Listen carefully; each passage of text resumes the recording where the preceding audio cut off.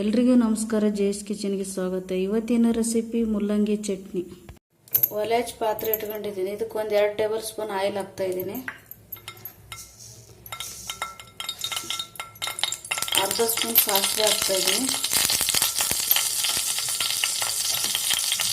ಅರ್ಧ ಸ್ಪೂನ್ ಜೀರಿಗೆ ಹಾಕ್ತಾ ಇದ್ದೀನಿ.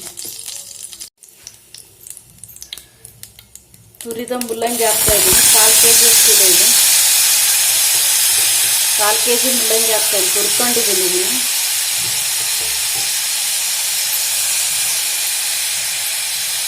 ನಾಲ್ಕು ಮುಲ್ಲಂಗಿ ಇದೆ ಇದು.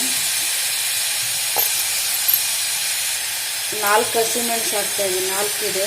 ತುಂಡು ಮಾಡ್ಕೊಂಡಿದ್ದೀನಿ. ಒಂದು 5 ಬೆಳ್ಳುಳ್ಳಿ ಹಾಕ್ತಾ ಇದ್ದೀನಿ. ಇದನ್ನೆಲ್ಲ ಫ್ರೈ ಮಾಡ್ಕೊತೀನಿ.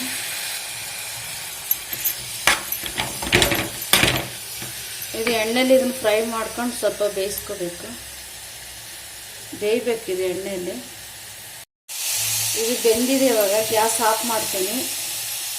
ತಣಿಬೇಕಿದೆ, ಆರಬೇಕು. ಮಿಕ್ಸಿಗೆ ಹಾಕ್ತೀನಿ. ಜಾರ್ ತೊಗೊಂಡಿದ್ದೀನಿ. ಇದಕ್ಕೆ ಮುಲ್ಲಂಗಿ ಹಾಕ್ತಾಯಿದ್ದೀನಿ. ಬೇಯಿಸಿ ಫ್ರೈ ಮಾಡ್ಕೊಂಡಿರೋ ಮುಲ್ಲಂಗಿ ಹಾಕ್ತಾಯಿದ್ದೀನಿ. 2 ಟೇಬಲ್ ಸ್ಪೂನ್ ಹುಣಸೆ ರಸ ಹಾಕ್ತಾಯಿದ್ದೀನಿ. ಉಪ್ಪು ಹಾಕ್ತಾಯಿದ್ದೀನಿ ರುಚಿಗೆ ತಕ್ಕಷ್ಟು.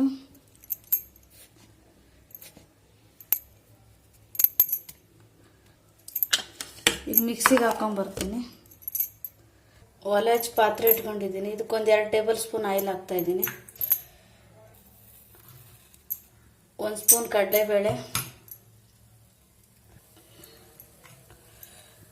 1 ಸ್ಪೂನ್ ಉದ್ದಿನಬೇಳೆ, ಅರ್ಧ ಟೇಬಲ್ ಸ್ಪೂನ್ ಸಾಸಿವೆ,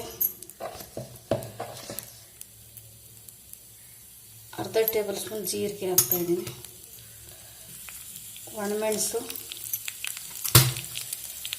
ಇದನ್ನೆಲ್ಲ ಒಗ್ಗರಣೆ ಮಾಡ್ಕೊತೀನಿ. ಒಗ್ಗರಣೆ ಆಗಿದೆ. ಗ್ಯಾಸ್ ಆಫ್ ಮಾಡ್ತಾಯಿದ್ದೀನಿ. ಇದು ಕರಿಬೇವು ಹಾಕ್ತಾಯಿದ್ದೀನಿ.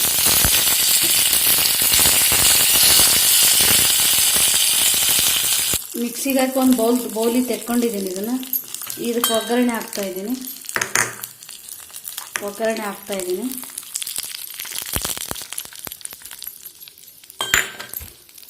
ಇದನ್ನೆಲ್ಲ ಮಿಕ್ಸ್ ಮಾಡ್ಕೊತೀನಿ.